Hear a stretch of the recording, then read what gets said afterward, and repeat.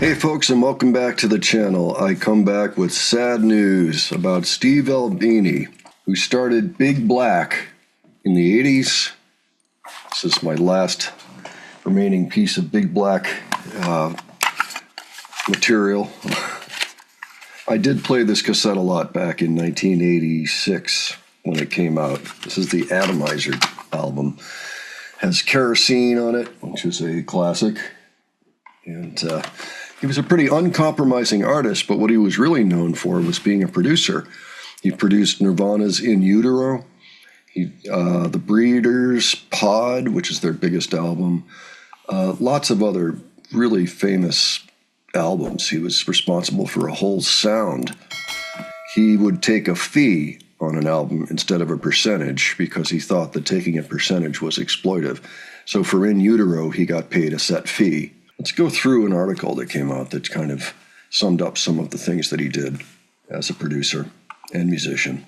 Yeah, and he was also in a band called Shellac. They had a new album coming out next week. So the timing is kind of shocking.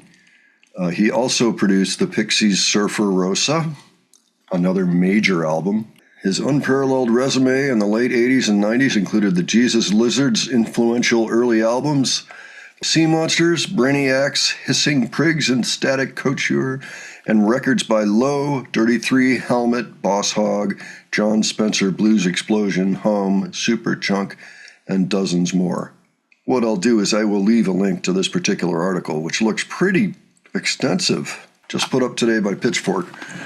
61 years old. What a shock. And there's other great information out there. This is a good looking interview here. The evolution of Steve Albini. He also seemed determined to offend as many people as possible. He was on the young side at 61. Apparently it was a heart attack. And I just want to wish all his friends and family my deepest condolences. This is a big loss for the music community because he was still very active. They were going to go on tour, Shellac was, with this new album. I don't know how extensive the tour was, but I know that there were some dates set up at least with the band off. Very shocking to me. I was very surprised to read this news, and it's a real shame because I don't think he was done. So yeah, I would urge you, if you haven't heard of Steve Albini before, go ahead and look into his career. There's some real gems in there. And you might be surprised at what sounds he was responsible for.